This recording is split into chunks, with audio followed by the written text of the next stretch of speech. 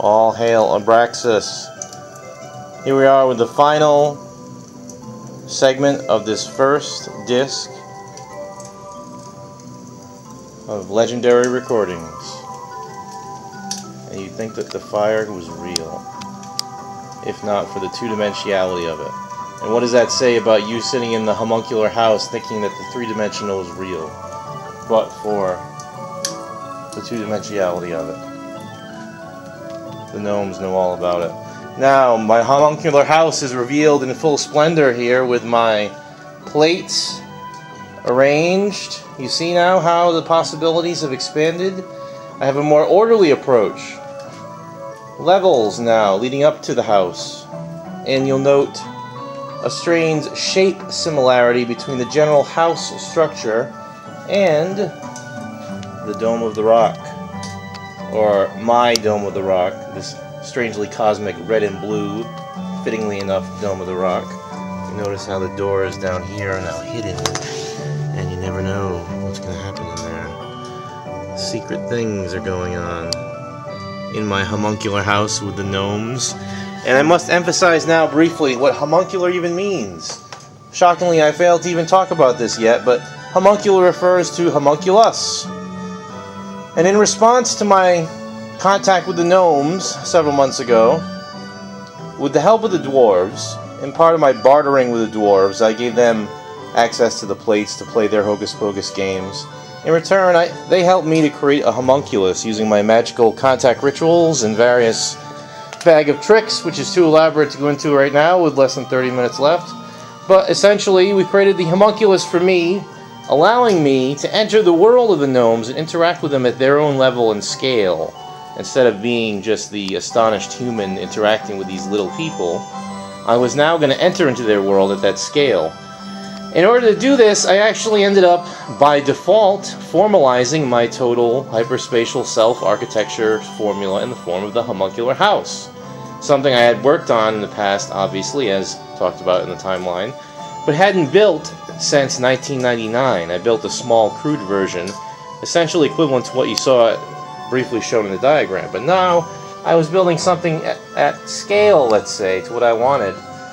And using the mysticism of alchemy and the wisdom of Paracelsus, Dr. Young, etc., Michael Meyer, I was able to apply all of that symbolism to my own homuncular creation, successfully created out of the mystical elemental clay that we conjured. I created my own homuncular hyper-self, which exists with the gnomes in the gnome colony, which, as you must remember, is here. If I back up, you can see the whole area where the gnome colony is. And also then I discovered that this gnome colony is connected to every other gnome colony that's ever existed. And therefore, we had a strange rendezvous between myself in my homunculus and Carl Jung in his homunculus. Paracelsus was then revealed to have made in his homunculus, made himself king of the gnomes. He conquered all other competition to become king of the gnomes in his own lifetime. And what does that mean? It's a strange title, but I better find out what it means, because coming soon, the full expose on how I may soon become king of the gnomes. I seem to have been elected as a contender by Paracelsus and the other old men watching, waiting for new blood to come on the scene. And my homuncular house is essentially my entry into the competition, if you want to look at it that way. It's my summary of myself hyperspatially, which is intended to, convey my own level of gnosis. And now it's not done yet, so I'm not going to elaborate fully on all of it and even go into it on record yet. I have to complete it this week. That's my mission, to complete the pyramid and its interior sides, so that I can give a full expose on all of it. For now, we're just going to cut away from all that. Quick shot of the altar here. And we see our gods and goddesses. And now we're going to be opening up the strange world of the mystery book. With 27 minutes remaining, the mystery book expose is about to begin. We see here an altar, similar to a Masonic altar, which I have. And instead of my volume of the Sacred Law, instead of the volume of the Sacred Law that you'd see everywhere else, I have my volumes. We have on the cover the cosmic mythology of the space gods. Space god appearing to these poor CIA operatives, black ops CIA special guys sent to Mayan pyramids to investigate alien landings of these space god ships, end up trapped in the space god's power, and at first they don't believe it, but then they run outside. This guy here, he's trying to tell them he's actually a servant of the space gods from 1,000 years ago, saying, look, just wise up and stop trying to play your power games, but they don't want to believe it. So they run outside, and then bang, there it is, the giant space god looking for them. And he says, come back. You can't escape the space god. And this is like, you know, how you can't escape destiny and the threads of history. We thought it was only legend, says the CIA operative. But that thing is alive. It's alive. Destiny's alive. So, it's a warning, beware. Now, looking at my Masonic sword, which is oh so cool, I have to make a comment that my love found intriguing earlier about the differences in knights. Here you see the more or less traditional Templar-style knight on the hilt, referring to what would be an authentic Knight Templar of the First Crusade, Richard the Lionheart, for example. And then you see on the hilt a totally different style of knight, more what you would see in the later Middle Ages, 3rd, 4th Crusade, and that has a complete silver helm, and their armor is pretty much self-encased armor, which is what I was given myself by Hugh de Payen.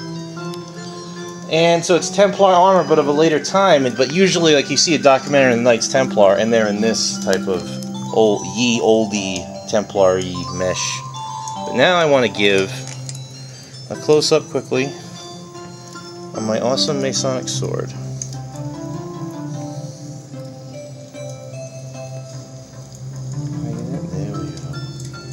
Look at that square and compass. 100 years ago, this was carved into this blade, and this blade with a bloodline has actually drawn blood. Victorian relic. My sword. Oh yeah. And on the other side, of course, maybe even more. Let's say, where is it? There we are. Again, we see the square and compass, etc. So anyway, I wanted to make sure I got the homunculus recorded and that entire concept fully illuminated. Well, not full, of course not fully. Who am I kidding? But at least momentarily illuminated. Now, this is cast aside here, and we open the mystery book. As you would the Masonic altar. We remove the pillow for a better look. And we see immediately Nicolas Cage in National Treasure, which was a key delivery for me about how to research the cosmic. Notice he has a 4-fold glasses he's looking through. And he's looking where? At the cosmic mandala. Wheels within wheels. And that's what the theme here is. The zodiac cycles, rhythms of the cosmic time that we have to deal with. Here we have the Royal Arch, which sums up most of the Masonic themes that are in play throughout. And we see the zodiac symbols on the arch for the first time, more close up in this one. And again, as we saw in the lodge, Hiram, the widow's son, sent to King Solomon in the keystone. The keystone zodiac speaking is Cancer, and all of that is explored within. Here's a Masonic tarot deck. Yes. Interesting, eh? So it's all good, there's all kinds of things, but I can't dwell on anything in particular. I want to get an overview. Here we see my darling twin flame and I on our time in September of 2003. Yes, in Rhode Island. But here is Queen Rania.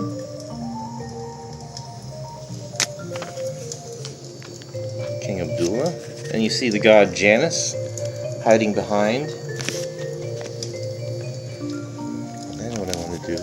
Put it on here. And all of the Janus themes, here's the Joseph Smith Hypocephalus. Dun dun dun dun. The Janus themes our key. Here we see it in the Smith hypocephalus, that god of gods in the center, and then you become it yourself. There's the Temple of Janus, and again the stunning Queen Rania and the king looking very happy, and why shouldn't he? Because he's the man. Moving on, remember Janus is the Roman god of beginnings. Here is the Templar crypt where the treasure is kept. Dun dun dun. This is the keystone of history, my friends. What was in the Templar crypt? What did they find? Everybody has a theory. Place your bets. I've got the real answer. But hiding behind my door, the answer leads to a strange zodiac thing. Persephone, who knows the secrets of all the dead. But most importantly, the fact is that I love Barunka. That's my ultimate secret in my treasure house, you see. But notice Persephone I've drawn rather sexily with the cleavage here, and she has a nice all-seeing eye attached to the skull, square and compasses.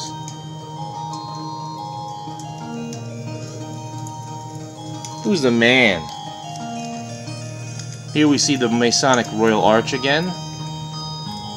Ah, Barunka is Isis incarnate. Lady Scorpio is Mistress of Fate. And here we have the idea of the 4 dimensions. We see the Braxis Magic Square. This is actually a key page. The various coordinates of the Magic Square. Here we have the 5th level of the Void popping out here. Why? Because you have all 4 of the other levels balanced and in play. And we have the 2 pillars, and they support the Masonic Arch, and we see the zodiac connections again, referring to the 26,000-year cycle, which I'll discuss in full in subsequent dialogue. Here's more Masonic symbolism. We see the 3 minus 1 plus 2 equal 4 integrated here. So my level now is I'm integrating my symbolism, personal symbolism, with the greater cosmic symbolism of all these Masonic traditions. More stuff about the Arch. Nicolas Cage making off with the treasure, equivalent to what I intend to do. Eucatastrophe, that's the big word, my friends. What does divine intervention mean? Eucatastrophe is when things suddenly go right, instead of a catastrophe when they go wrong. But, speaking of things going right, here is the King and Queen of Jordan with their child, Hashem. When he was born on January 30th, my birthday, King Abdullah's birthday. And it was also around the time that the Iraqis went to the polls, and this satisfied Iraqi girl, somehow I find very important, the smile on her face. Democracy, or at least a choice beyond the old, let's say. And I find it fitting to put that with Queen Rania and the child. Here we find some Abraxas Magic Square, Zodiac Madness. We'll quickly scan all this in here. Historically, I'm not even going to comment on what it all means, because I don't even know. Oh, it looks like a tarot correlation there. Inserting tarot keys into the chart. Some scheme. Monica Bellucci now as Persephone from The Matrix. Here's me as Gandalf, looking over her shoulder as she executes some poor fool. Here's the dead, always watching. They're always watching. You gotta be on guard and make sure you're not slacking off. The Black Rider will get you as soon as you start slacking off. Cleopatra, for me, is always lurking in the background. Monica Bellucci played Cleopatra, Mary Magdalene, and Persephone, so she's hitting on all cylinders, as they'd say. Here's the map of Judgment City. I'm glad I'm getting this in here. I'm just giving you a quick scan over Judgment City and the different parts, just for your edification. Stations of the Cosmic Christ are pretty interesting. Chapel Perilous at the top.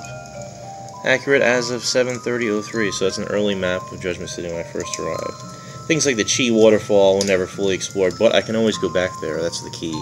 Because I'm always here at Solomon's Stables, where I have possession of what's in the crypt. King Solomon's crypt, if you remember. I've got the possession of it here. And also I'm in the Judgment Hotel, I have the big Templar suite, so that's a symbol of me being up with the elite, even cosmically speaking. Here's a mysterious chart that came into being regarding the different levels of the Spiral Odyssey. Apocalyptic Wilderness and Judgment City, 9 Worlds of Norse Myth, 5 Realms of the Far East, the Trinity of the Americas, Petrine Mysteries of Arabia, the Islands of Peter the Great, Hidden Hindu Masters, Alexandrian Secrets of Isis, and then Omega in Babylon. Dun dun dun. And that's crossed with a general big chart, looks like, of the Zodiac, and we're going to have who knows what in there. Better to leave that unpopped at the moment. Looks like I have a supplementary table of correspondences here, just in case I need them, cosmically speaking, because I'm the man. Nice cleavage shot of Monica Bellucci to entertain me as I contemplate cosmic symbolism in various forms. Getting back to the main part of the mystery book now, we see some gods that correspond to my contact with these Greek gods that I was talking about earlier. Ion, of course, is the Carl Jung god I was always in contact with since '97. Janus, however, is key because it's me. Peter the Great taught us how Janus is you and your god at the same time. Monica Bellucci again with the mysterious now veil. An actual statue supposedly of Persephone. Here's Persephone in the Matrix, showing you the secret passages, giving you the passport into the Keymaster's realm, of course. And that Keymaster realm for me is the secret Masonic world. So we have this. Look at that, that's nice. Into the secret world of the Masons, past the pillars, and the secrets that await are guarded by Cleopatra, Queen of the Dead. Persephone, Queen of the Dead, and Cleopatra, let's say. Not Queen of the Dead, more like Mistress of Fate of all the dead. Here's a world, here's the Hades world leading to across the Styx to the supposed realms where Persephone would be waiting. But I've been there and I found it much more nice than this dismal vision. I think the Greek poets were just depressed. But here's a Masonic third degree. Again, you see the theme of the pillars going through into there. You see more Monica Bellucci cleavage, of course, with the cross. Again, Persephone on and on. You know, I have to keep up a good pace here because 14 minutes. This is Persephone in Hades on the throne of death.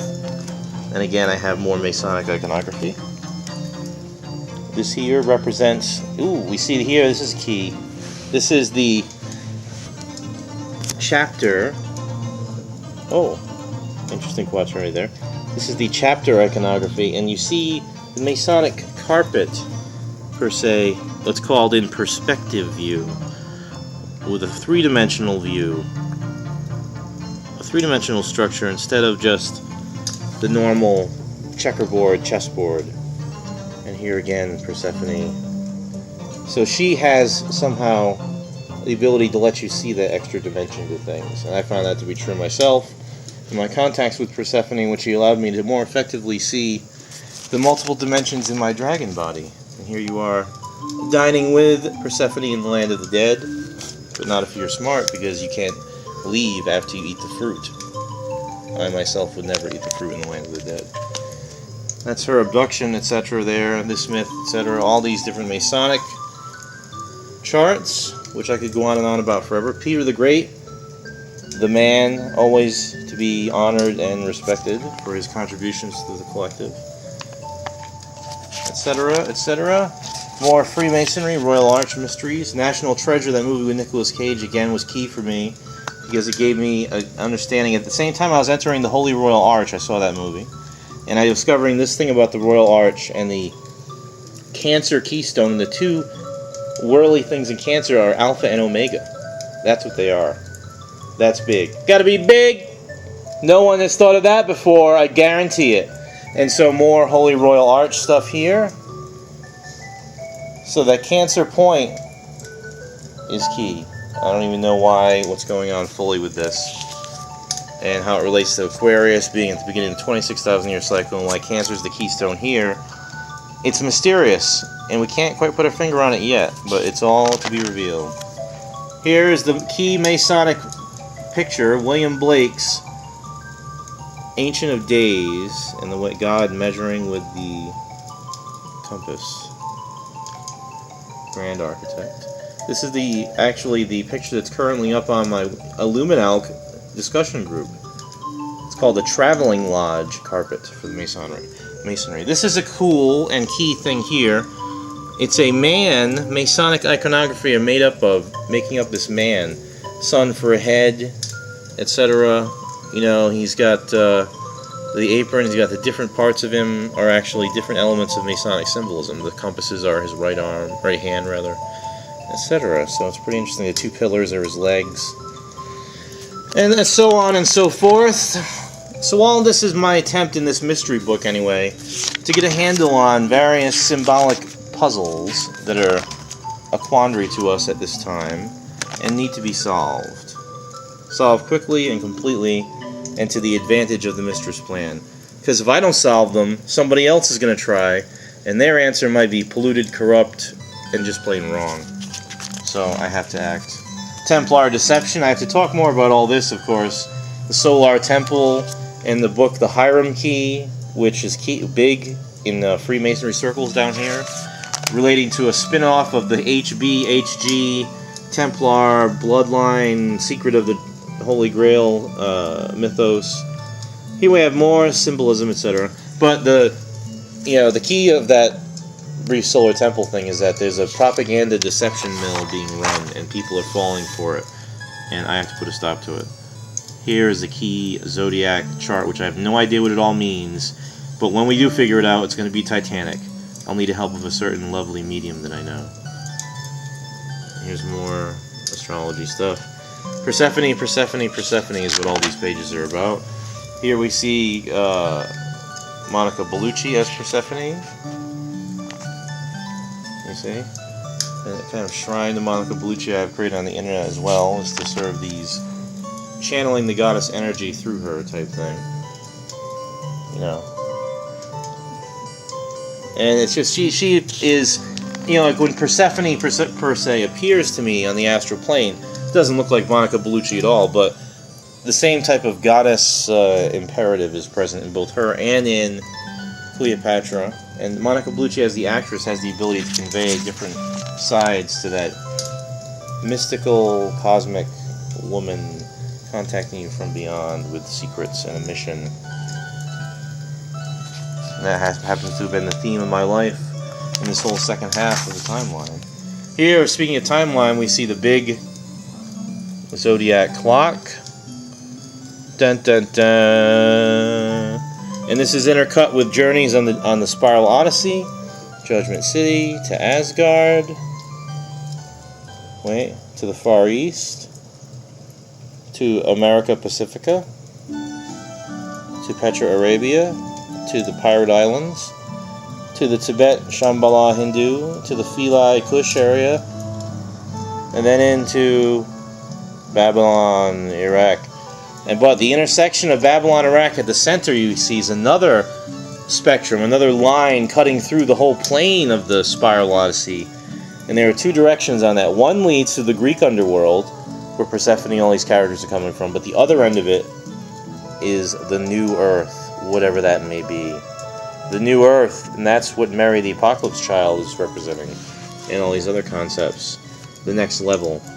And so the Tower of Babel here at the center, where Mary is now, is giving access to this other, with the help of the Greek gods. Mary and the other characters, including myself, are opening up the Atlantean secrets so we can form the New Earth, which will be our successful answer to the puzzle that the Atlanteans themselves failed to solve. And you see here now the whole Spiral Odyssey in terms of the rivers. So I'll make sure I get this as well, and then I'm not going to get the whole mystery book tonight, obviously, but I'll zero on this stuff because it relates to everything else that's been talked about here. Starts off with the Dead Sea and the rivers of the dead. The Greek underworld, okay, that river, Styx, up here, is coming in from, again, this part behind here, the Greek underworld, coming in here, flowing around behind everything, intersecting with the River Jordan at the beginning. And the River Jordan flows from the Judgment City point here, and then it becomes the Rhine as it approaches Asgard, and becomes the Tiber of Rome as it leaves Asgard. And then it becomes the Yellow River, and a Japanese river whose name escapes me when it comes to the Far East. Down here, now it's become both the Amazon and the Potomac. What's the Potomac? That's the river that runs through Washington, D.C. Because America has been designated the brain of all the other body parts of ancient civilizations of the Americas. And etc. The River Jordan again, and then it becomes the Black Sea itself. There's a huge Black Sea area in the astral region of the Spiral Odyssey where all these islands are, Peter the Great, etc. And this connects also up, you see, to the roots of the tree, and the river Styx runs behind it, but also the Norse River of Death is running down there as well. And so it's kind of like the Black Sea is an area of death and chaos and undercurrents. It's the theory that the Earth is filled with underground rivers. This is big in the Atlantis mythology, by the way. That the Atlanteans traveled around the Earth primarily not by sailing the ocean, but by sailing underground in these underground networks of rivers. And that's how they were able to control their sailing empire, their ship empire primarily, was through these secret passages. And only their enemies didn't know about it, which is why they could subjugate all peoples. But back to this anyway, the Black Sea is like a nucleus point that represents that old network. Going there forward now to the Ganges, through the Hindu region obviously, till it becomes the Nile down here, flowing up, and then you see now from the Black Sea area, it becomes the Tigris and Euphrates rivers together, almost like a parallel, like a loop, drifting down into the Babylon, Iraq region, which is where the Omega Point is. And the Omega Point, of course, is that cataclysmic moment of the 2012 contact that is supposed to be geographically now. If you pull back and look at this entire setup, you see the 12-year period's final 2/3 essentially, because we're starting off around 2005 here in Judgment City, going around, etc. until we reach 2012. So that's about a 7-year period. And interestingly enough, 7-year period. Hyperspatially. But it took me only a year of linear time to make that journey, because the dragon moves through an astral plane faster than anything happening in this linear timeline. So anyway, you see a weird Ouroboros figure happening here, because these two rivers, the Tigris and Euphrates, intersecting with the Nile at this astral nucleus. I think the reason the rivers are so prominent in the Spiral Odyssey thing, and why Sebek as the crocodile god would think in terms of rivers, we have to remember as well, the whole Spiral Odyssey is essentially a conception of Sebek the crocodile god. He handed me this pattern, and we made the journey. So he is the one who designed it, essentially. So the fact that it's rivers makes sense, because crocodiles live in the rivers. So he would see the astral plane content of the collective unconscious pattern in terms of rivers that connect to various places. And of course the river Styx would be of particular interest to him, because it's a raging river that consumed and merged with the Nile post-Alexander the Great during the Cleopatra era, right? And it also then intersected where? With the Nabateans, which is why it intersects the River Jordan and the Dead Sea. And we see just a whole type of cosmology of the river of life, civilization growing up around it. And then we'd stick the destinations that I named in the previous chart around, as we saw done here, okay? You know, and it creates a nice Mandela effect. And so we only have 3 minutes left. We're going to just not even get into all this stuff here at the beginning. We're going to cut directly to Queen Rania in this particular page of the Queen Rania material. Of course, I'll give full coverage to it all. But this page, the Psychology Today magazine, is what sucked me into Queen Rania and made me her slave psychologically, was this profile. Queen Rania of Jordan on xenophobia, Psychology Today, right? And I saw it in the bookstore. I couldn't resist. I haven't come back, and I never will. And then this picture here also is key for me. Her in the arch at, where is it? Jerash. And she's conducting us to the secret place where all the answers will be revealed. And so, the mystery book, which will now be closed, and reopened in the future on our next level of recordings, contains many mysteries that are pertinent to this time and which will change and define the entire era in which we live. Last, then, we'll zoom in. Final shot on the game board, drifting up for the homuncular house. Give full coverage to these plates tomorrow when I clean the memory and start fresh. So now it's a mysterious pullback. 1 minute left. Coming in here. Over to Sebek and Hathor. Isis. Ending on the clock. Yonk. All hail Abraxas Isis.